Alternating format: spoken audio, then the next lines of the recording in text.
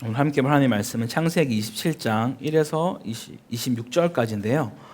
제가 성경 구약 37페이지에 있습니다. 본문이 길기 때문에 교독은 1에서 4절까지만 같이 읽도록 하겠습니다. 다 찾으셨으면 한 절씩 교독하고 마지막은 합독해서 읽겠습니다. 제가 먼저 27장 1절 읽겠습니다.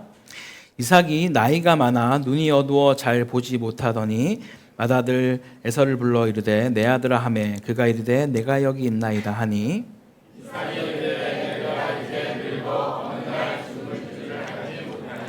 그런즉 내 기구 곧 화살통과 활을 가지고 들에 가서 나를 위하여 사냥하여 내가 즐기는 별미를 만들어 내게로 가져와서 먹게 하여 내가 죽기 전에 내 마음껏 내게 축복하게 하라. 아멘.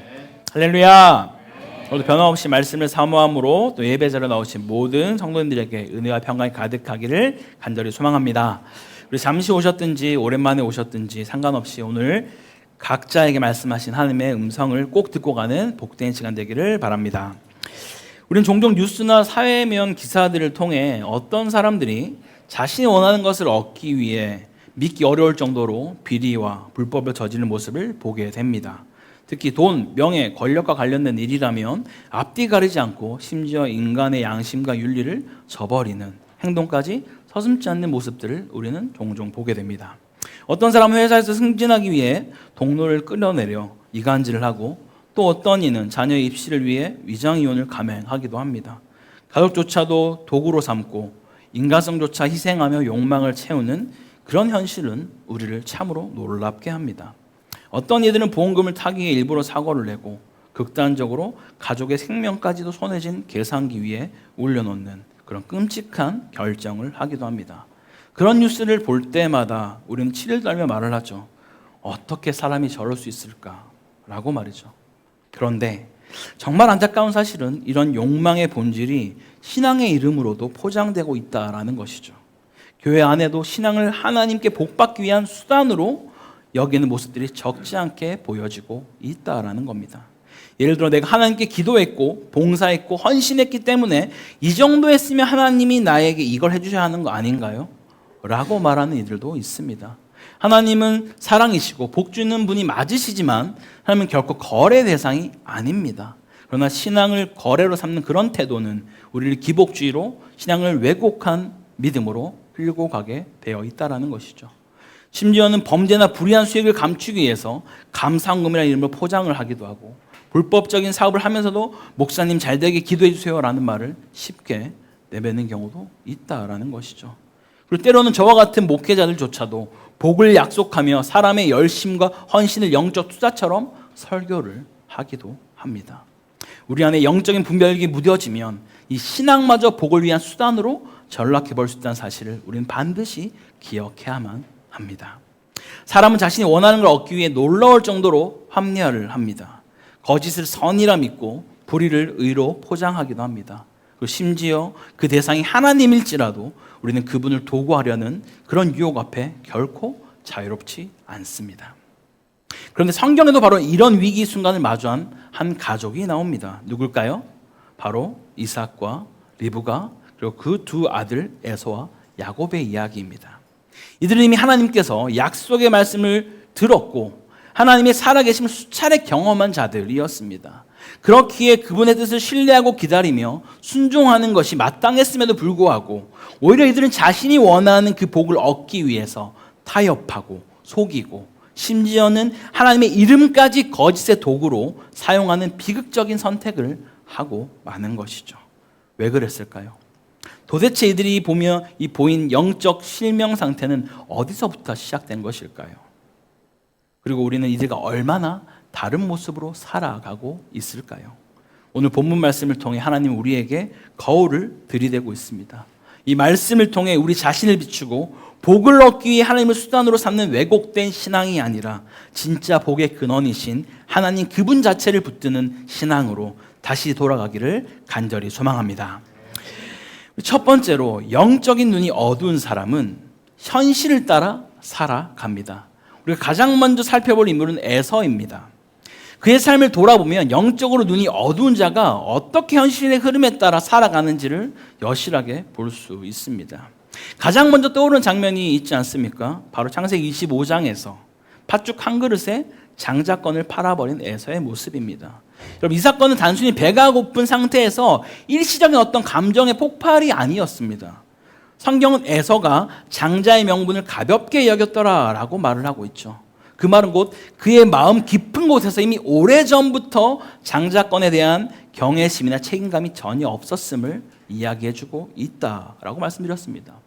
그에게 있어 하나님의 언약, 하나님의 계획, 하나님의 복은 지금 이 순간의 허기를 채워줄 이 한 그릇의 음식보다도 못한 것이었다라는 것이죠.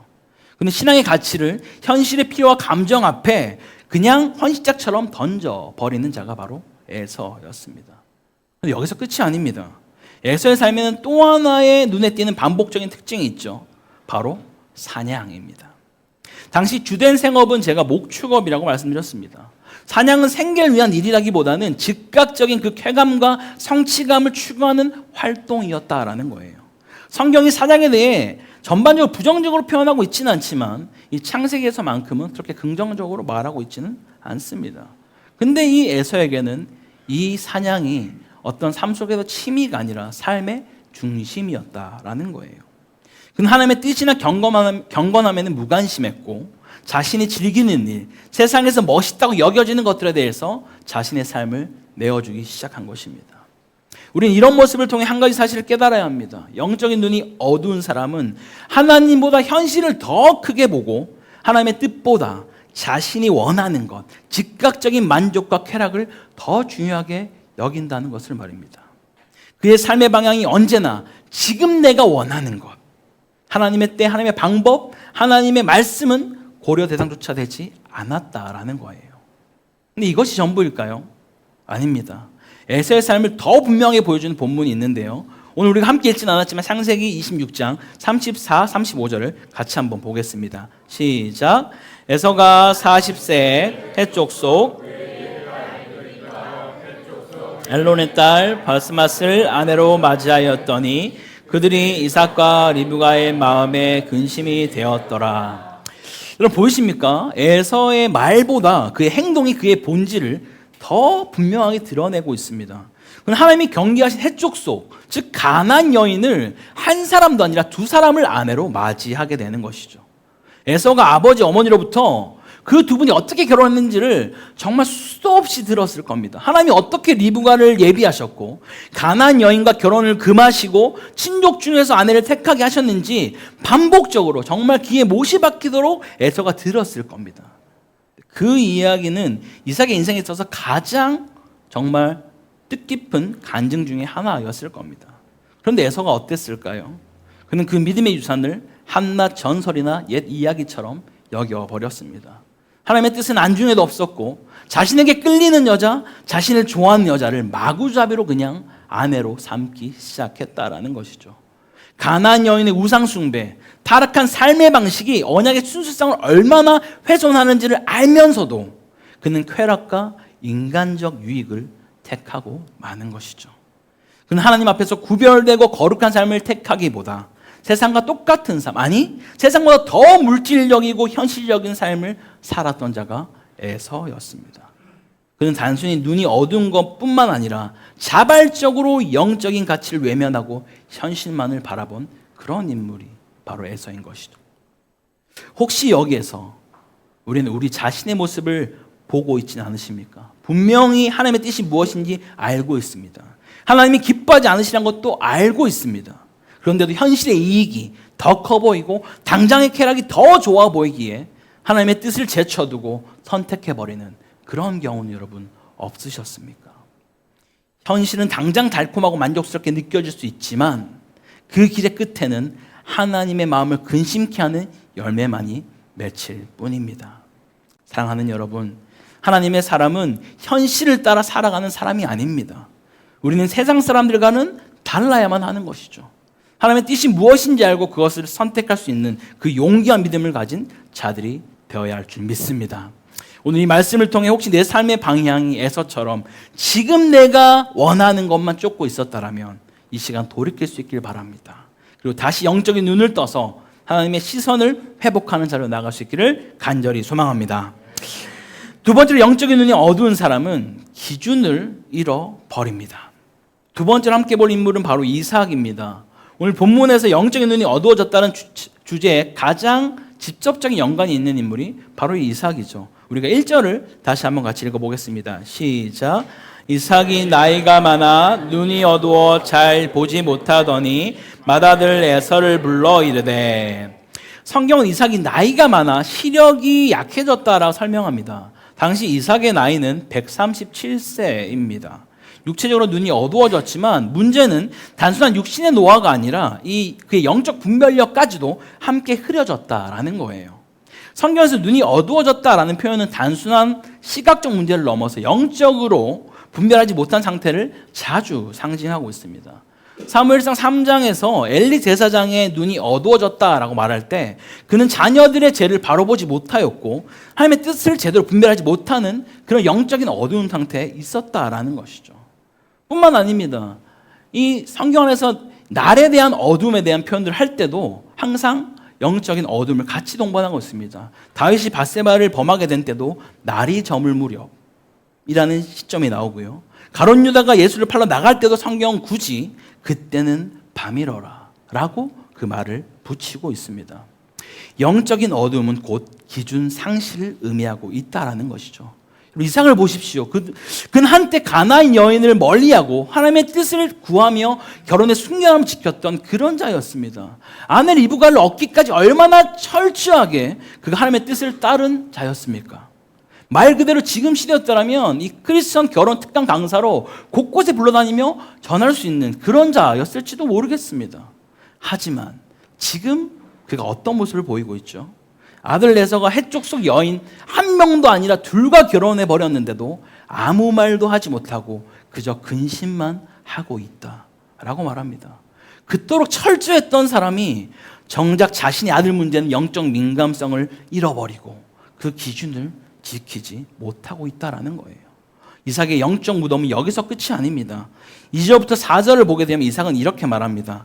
내가 이제 늙어 어느 날 죽을지는 알지 못하니 나를 위하여 사냥하며 내가 즐기는 별미를 만들어 내게로 가져와서 먹게 하여. 여러분, 이 대목을 한번 상상해 보십시오. 지금 이삭이 자기가 죽을 때가 거의 다다랐다라고 얘기를 해요. 아마 할아버지니까 에서야 내가 이제 죽을 때가 다 되었다 뭐 이렇게 얘기하지 않았겠어요? 그러니 나를 위해 별미를 좀 가지고 와라 뭐 이렇게 얘기했을 겁니다. 근데 여러분, 이 이삭이 언제 죽었는지 아십니까? 43년 뒤인 180세에 죽었습니다. 이렇게 했는데 43년을 더 살았습니다. 하나님보다 자신의 입맛을 더 중요하게 여기는 모습은 정말 가히 충격적입니다. 더욱이 4절 말씀을 히브리 원어로 보게 되면 나를 위해, 내가, 내게, 내가 라는 자아중심적인 표현이 무려 7번이나 나옵니다. 이미 그에게는 하나님의 뜻은 안중에도 없습니다. 지금 나의 만족, 나를 만족시켜주는 그 음식이 너무나 중요하게 여기고 있는 자가 바로 이 이삭인 것이죠. 언약의 말씀은 기억조차 하지 못합니다. 하나님께서 분명히 큰 자가 어린 자를 섬길 것이라고 말씀하셨음에도 불구하고 이삭은 그 약속을 무시하고 자기 기준, 자기 욕망대로 에서를 축복하려고 하죠. 영적인 눈이 어두워진 결과 그는 축복의 기준조차도 잃어버리고 마는 것입니다. 자신이 지금 누구를 축복하고 있는지도 모르고 있는 것이죠. 그는 야곱을 축복하고 있지만 여전히 에서라고 믿고 축복을 주고 있다는 거예요. 여러분, 이것은 단순한 실수가 아닙니다. 이상은 철저히 자기 만족, 자기 감정, 자기 기준에만 갇혀있는 상태에 있다라는 거예요. 여러분, 혹시 우리 안에도 이러한 모습이 있지는 않으십니까? 분명 하나님의 말씀이 있고 무엇이 옳은지 알고 있지만 내가 좋고 내가 편하고 내가 유익이 되니까 하나님의 기준은 뒷전으로 하고 내 감정, 내 판단, 내 습관을 따라 살아가고 있는 모습은 혹시 없으십니까? 이삭이 기준을 잃고 살아갈 때 언약은 야곱을 통해 이루어지긴 했지만 이삭은 그 일 가운데 그 어떤 것도 동참하지 못하는 그런 불쌍한 인생이 되어버리고 말았다라는 것이죠. 사랑하는 여러분, 우리가 붙들어야 할 기준은 사람도 감정도 세상의 평가도 아닙니다. 하나님의 말씀, 그 언약, 그 진리가 우리 삶의 다림질 되기를 간절히 소망합니다. 혹시 지금 내 마음이, 내 눈이 어두워져서 분별력을 잃고 있다면 오늘 이 말씀 앞에 다시 서기를 바랍니다. 주님, 내 눈을 열어 주의 뜻을 보게 하옵소서 라고 선포하며 영적인 기준을 회복하시길 바랍니다. 그 기준을 다시 붙드는 오늘 예배가 되기를 간절히 소망합니다. 세 번째로, 영적인 눈이 어두운 사람은 인간의 방법을 더 신뢰합니다. 세 번째로 함께 살펴볼 인물은 바로 이삭의 아내 리브가입니다. 간혹 어떤 분들은 리브가를 이 이삭과는 다르게 평가합니다. 그녀가 하나님의 언약을 기억하며 그 약속을 이루기 위해서 움직였던 것이 아닐까요? 라고 말하는 분도 간혹 있지만 정말 그가 언약을 기억했기 때문에 이렇게 그 아들과 함께 그런 일들을 벌였을까요? 아닙니다. 절대 아닙니다. 리브가가 처음 등장할 때는 정말 믿음의 여인이었습니다. 그렇죠? 이름도 모르고 얼굴도 모르고 단 한 번도 본 적도 없는 그 이삭과 결혼하겠다고 800km가 떨어져 있는 그곳에서 믿음으로 그 발걸음을 옮긴 자가 바로 이 리브가였습니다. 그런 면에서 본다면 그녀는 이삭 못지않게 정말 믿음의 조상으로 불려도 손색이 없는 그런 자입니다. 그랬던 그녀가 지금 무엇을 하고 있습니까? 이삭은 에서를 부르며 축복을 주려고 하는 그 장면을 우연히 듣게 됩니다. 그러자 그녀는 기다렸다는 듯이 즉시 자신의 아들 야곱을 부르게 되죠. 6절을 같이 한번 잠깐 볼까요? 리브가가 그의 아들 야곱에게 말하여 이르되, 여기 성경은 그의 아들 야곱이라는 표현을 쓰고 있습니다. 이삭도 5절에서 에서를 부를 때 그의 아들 에서라고 말을 합니다. 왜일까요? 단순히 언어적인 표현이 아니라 내가 특별히 사랑하고 편애하는 자라는 감정이 묻어나는 단어입니다. 리브가에게 야곱은 그저 아들이 아닙니다. 내 아들, 내 사랑하는 아들이라는 그런 표현이 이 단어 안에 담겨져 있다라는 거예요. 지금 이 사건은 단순히 하나님의 뜻을 이루기 위한 순종이 아니라 편애에서 비롯된 인간적인 집착에서 나온 행동이라는 것이죠. 그리고 8절에서 이렇게 말을 합니다. 그런즉 내 아들아, 내 말을 따라 내가 내게 명하는 대로.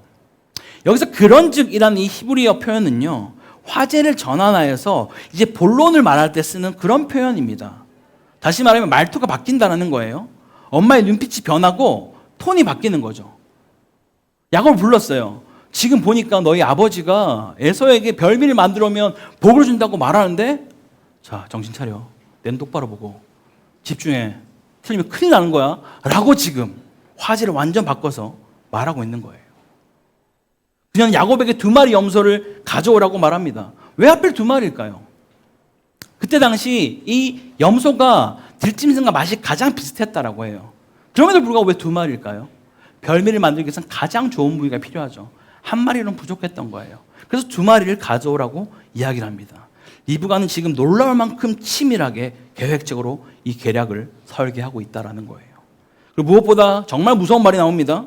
야곱이 혹여 아버지가 나를 저주하면 어떻게 하느냐라고 두려워하죠. 그래서 리브가가 어떻게 말합니까? 13절에 내 아들아, 그 저주는 내게로 돌리라 라고 말을 하죠. 이게 정말 하나님을 신뢰하며 하는 행동이 맞을까요? 아니겠죠. 철저히 자신의 계획, 자신의 전략, 자신의 판단에 대한 전적인 신뢰의 모습입니다. 하나님은 온데간데 없습니다. 기도도 하나님의 뜻을 묻는 장면조차도 전혀 나오지 않습니다. 오히려 자신의 사랑하는 아들이 축복을 받게 하기 위해서 하나님의 이름을 도구로 끌어다 쓰고 거짓말을 조장하고 남편을 속이며 형제 사이를 철천지 원수로 만들며 온 집안을 혼란에 빠뜨리는 계획을 그는 세우고 있다라는 거예요. 이게 정말 하나님의 언약을 위한 행동이었을까요? 만약 리브가가 하나님의 언약을 정말로 믿었다면 야곱이 거짓된 방법으로 축복을 받도록 조장했을 리가 없습니다, 여러분.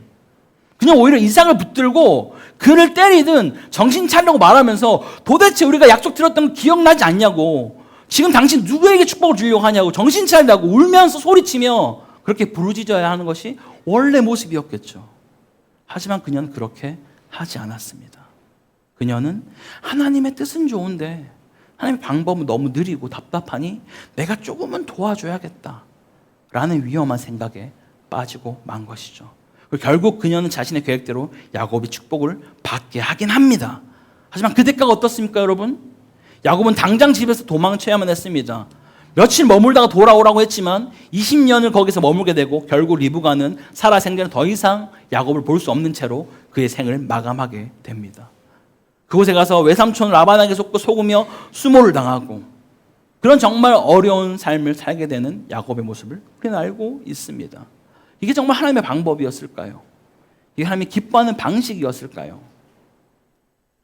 우리도 때로는 그럴 때가 있습니다. 내가 조금만 도우면 될 것 같고, 내가 조금만 밀면 하나님의 일이 더 빨리 될 것 같다라는 생각을 할 때가 있습니다. 하지만 인간적인 계략은 언제나 하나님의 일을 그르치게 되는 것이죠. 때론 더디 보여도 주님의 방법이 가장 빠르고 안전한 길임을 믿으시기 바랍니다. 사랑하는 여러분, 속이지 마십시오. 조작하지 마십시오. 앞서가지 마십시오. 주님의 때를 기다리셔야 합니다. 하나님의 방식이 가장 정확하고 가장 완전하며 가장 선한 길임을 믿으시기 바랍니다. 하나님은 전능하시기 때문에 당신의 계획이 없어도, 당신의 꾀가 없어도 언약을 반드시 이루시는 분이심을 우리 모두가 믿고 나가기를 간절히 소망합니다. 마지막 네 번째, 영적인 눈이 어두운 사람은 신앙마저도 수단으로 바꿔버립니다. 우리가 마지막으로 살펴볼 인물은 바로 야곱입니다. 어떤 분들은 야곱에 대해서도 이렇게 말합니다. 그래도 야곱은 하나님의 약속을 이루기 위해서 행동한 것 아니냐고. 비록 방법은 잘못되었지만 결국 약속이 성취되었으니 결과적으로 나쁜 것만 아니지 않나? 라는 이야기를 하기도 합니다. 정말 그럴까요? 야곱도 리브가처럼 하나님의 약속을 알고 있던 자였습니다. 더욱이 그는 에서와 달리 장막에 머물며 하나님을 묵상하는 자라고 우리 이미 이전에 본문에서 같이 살펴본 적이 있습니다. 언약을 소중히 여기는 자였다라는 것이죠. 하지만 그도 자신이 얻고 싶은 그 복, 장자의 축복에 대한 것에 눈이 멀어서 하나님 앞에서 절대 해서는 안 될 일을 그가 저지르고 있다라는 것이죠. 야곱은 어머니 리브가로부터 계략을 전해 들었을 때 11절에 이렇게 말합니다. 내 형 에서는 털이 많은 사람이요 나는 매끈매끈한 사람인즉 12절에 내가 아버지의 눈에 속이는 자로 보일지라 복은 고사하고 저주를 받을까 하나이다 라고 지금 말합니다. 이게 어떤 두려움인가요? 자기가 불순종하게 될 거에 대한 두려움일까요? 아닙니다. 지금 그는 자신이 혹시라도 이렇게 이 계략대로 했다가 걸려서 벌 받을까 봐, 저주 받을까 봐 그게 너무 두려웠던 것이죠. 그러자 아까 리브가 어떻게 말하죠? 내가 그 저주를 다 받을 테니 너는 빨리 가서 가져오라고 이야기를 합니다. 그러자 야곱이 어떻게 하나요? 14절 이렇게 말합니다. 그가 가서 그것들을 어머니에게로 가져오니. 이거는요 그냥 가서 염소 2마리를 끌고 왔다는 뜻이 아닙니다. 가서 모든 것을 도축하고 가장 맛있는 부위만 다 만들어서 신속 정확하게 배달을 지금 하고 있는 야곱의 모습이라는 거예요. 왜? 내가 저주 안 받는 걸 이제 알게 됐으니까 지체할 이유가 없는 거죠. 이것이 자신의 욕심에 눈이 먼 전형적인 반응입니다. 그리고 리브가는 야곱에게 형 에서의 옷을 입히고 염소 가죽으로 그의 손과 목덜미를 감싸줍니다. 왜요? 에서는 털이 많은 자였기 때문에 분장을 하는 것이죠. 그리고 위장한 자가 되어서 아버지 앞에 나아갑니다. 자, 여기서 질문 하나 드리겠습니다. 지금 이렇게 어머니가 작당하고 있는 야곱은 이 당시 나이가 몇 살이었을까요, 여러분? 몇 살 정도 됐을 것 같아요? 추측해 보십시오. 뭐 10대, 20대, 30대. 그렇죠? 근데 아까 우리 잠깐 에서의 결혼 이야기를 읽었지만 에서가 40세에 결혼을 했어요. 37년이 흘렀다고 나왔습니다. 그럼 지금 야곱의 나이는 77세예요. 77세 할아버지가 엄마 나 이거 지금 너무 무서운데 어떡하지? 아유 지금 어떻게 이거 걸리면 큰일 나는데 이러고 있는 거예요. 지금 젊은 사람이 엄마 이거 나 걸리면 어떡해? 아 이거 안 돼. 이게 아니고 77세 할아버지가 그 나이 될 때까지 마마보이처럼 살고 있는 모습을 지금 성경은 보여주고 있다는 거예요. 그 처참한 영적 눈멀음의 전형을 지금 보여주고 있는 것이죠.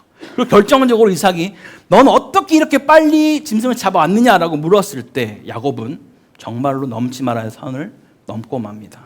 뭐죠? 아버지 하나님 여호와께서 나를 순조롭게 만나게 하셨습니다. 와, 여러분 이거 정말 선 넘는 거잖아요. 이건 그죠? 거짓말까지는 백반양보해서 그럴 수 있다 생각하지만 하나님을 팔아버렸어요. 하나님이 만나게 하셨습니다. 당신의 하나님이 나에게 이 빨리 짐승을 만나게 하셨습니다라고 자신의 신앙마저도 하나님마저도 그 이름을 망령되이 일컬은 그런 경지까지 가버리고 만 것이죠. 이 얼마나 신앙을 수단으로 전략시킨 발언입니까? 여러분 야곱에게 돌이킬 수 있는 게 여러 번 있었습니다. 아버지가 음성을 들었을 때 좀 이상하게 여겼을 때 아버지 사실 저 에서 아니고 야곱입니다. 너 잠깐만 이쪽으로 와봐. 네 음성이 야곱 같긴 한데 몸은 에서가 맞네? 라고 했을 때도 얼마나 긴장됐겠어요. 어떡하지? 이런 긴장 속에 있었을 텐데 그때도 정말 울면서 아버지, 사실 제가 에서가 아니라 야곱입니다. 죄송합니다. 제가 너무 눈이 멀었습니다. 라고 돌이킬 수 있는 기회가 너무 많았다라는 거예요. 근데 그는 그러지 않았습니다. 마지막으로 에서가 다시 한번 의구심을 가지고 정녕 내가 내 아들 에서냐?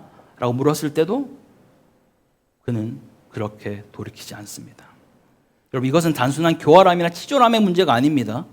이것은 하나님까지 속일 수 있을 것이라는 그 맹목적 자만, 그리고 복을 위한 신앙의 타락의 모습을 보여주고 있다는 것이죠. 결국 그가 원하는 대로 복을 얻긴 했습니다. 그러나 그 대가가 너무나 잔혹했죠. 그는 형의 분노를 피해 외삼촌 라반에게 20년 도망쳤다라고 말씀드렸죠. 그리고 계속해서 라반에게도, 나중엔 그 자식들에게도 속고 속는 삶을 계속해서 살게 됩니다. 결국 그가 바로왕 앞에 섰을 때 자신의 세월을 돌아보며 내 나그네의 길이 세월이 험악한 세월이었다라고 창세기 47장에 그는 고백하고 있습니다. 사랑하는 여러분, 우린 결코 하나님을 수단으로 삼아서는 안 됩니다. 하나님의 복을 받기 위한 신앙으로 이용하거나 경건을 포장으로 삼는 순간 이미 우리의 신앙은 그 본질을 잃어버리고 만 것이죠. 하나님을 끌어내려 내 계획에 붙이려 하지 마십시오. 우리가 할 일은 하나님의 계획 위에 내 인생을 올려놓는 것입니다. 아멘? 그 복은 하나님께 있습니다. 그러나 그 복은 하나님께서 원하시는 방법으로, 하나님께서 원하시는 때에 하나님께서 주시기를 작정한 자에게 임한다라는 거예요.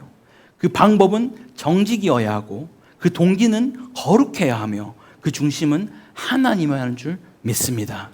오늘 이 말씀을 통해 혹시 내 신앙이 수단이 되고 있지는 않은지, 내 욕심을 위해 하나님의 이름을 끌어다 쓰고 있지는 않은지 진지하게 돌아보는 시간이 되기를 바랍니다. 하나님을 수단으로 삼는 자가 아니라 하나님 앞에 엎드리는 자가 되기를 간절히 소망합니다. 그럴 때 우리의 인생은 결코 험악해지지 않습니다, 여러분. 그럴 때 하나님의 언약은 하나님의 방법으로 아름답게 성취되는 줄 믿으시기 바랍니다. 우리 사랑하는 쿠타키나발루 한인교회 성도 여러분, 오늘 우리는 영적인 눈이 어두워진 사람이 어떤 삶을 살게 되는지 살펴보았습니다. 현실에 끌려다니고 하나님의 기준을 놓쳐버리고 인간적인 방법을 선택하며 급기야는 신앙과 하나님마저도 수단으로 삼는 자리까지 나아가는 그러한 자의 모습을 우리는 보았습니다. 이제는 우리 영적인 눈이 열리기를 간절히 기도해야 합니다. 눈앞에 보이는 문제만 매몰되지 않게 하시고 세상의 방법과 기준에 사로잡히지 않게 하시며 하나님의 때와 하나님의 방법을 믿음으로 기다릴 수 있는 자가 되게 해달라고 우리 함께 기도해야만 합니다. 사랑하는 여러분, 어쩌면 오늘 본문의 진짜 주인공은 야곱도 리브가도 이삭도 에서도 아닙니다. 오직 하나님이십니다. 이 모든 인간의 속임수, 다툼, 질투, 적대, 거짓이 난무하는 이 복잡한 상황 가운데서도 여전히 결국 하나님의 언약을 신실하게 이루어가시는 분은 바로 하나님 자신이셨기 때문입니다.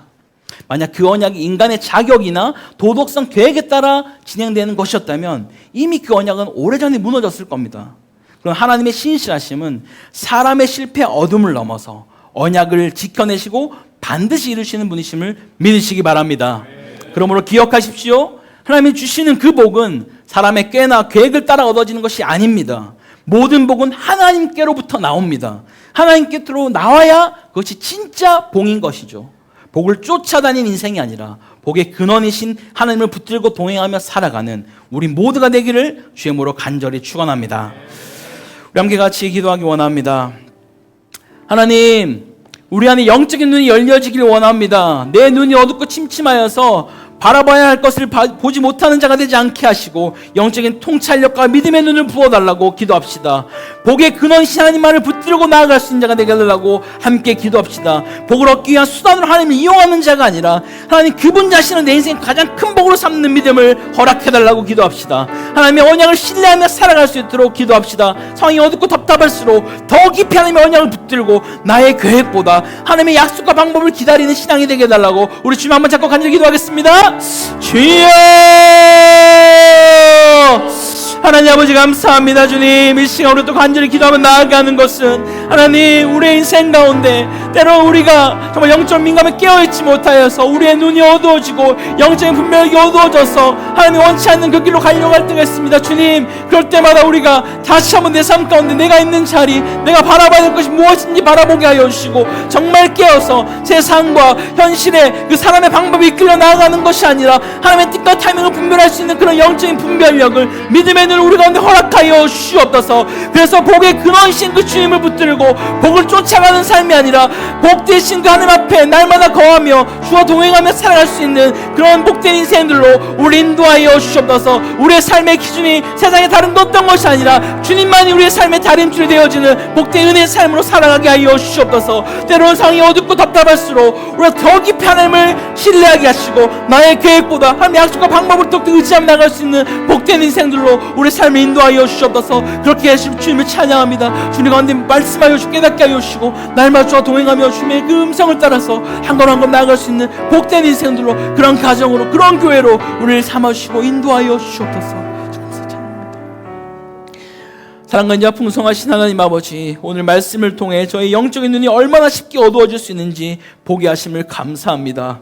현실의 무게에 눌리고 사람의 방법에 끌리고 결국 하나님마저도 내 뜻을 이루기 위한 수단으로 삼고 있었던 저희의 연약함을 주님 회개합니다. 하나님, 이제는 내 눈을 열어 주옵소서. 하나님이 어떻게 일하시는지를 보게 하시고 눈앞의 상황보다 하나님의 약속을 신뢰하며 기다릴 수 있는 믿음을 우리에게 부어 주옵소서. 복을 따라다니지 않고 복의 근원이신 하나님과 동행하는 삶을 살게 하시고 언제나 먼저 하나님 나라의 의를 구하며 내가 아니라 하나님이 일하시도록 내어드리는 인생이 되게 하옵소서. 속고 속이며 죄를 거듭하던 본문 속 인물들과는 달리 우리 하나님은 언제나 신실하게 언약을 이루시는 분이심을 믿습니다. 그 하나님을 붙들고 말씀대로 살고 말씀대로 기다리는 믿음의 사람으로 살게 하옵소서. 지금도 살아 역사하시는 우리 주 예수 그리스도의 이름으로 기도드립니다. 아멘.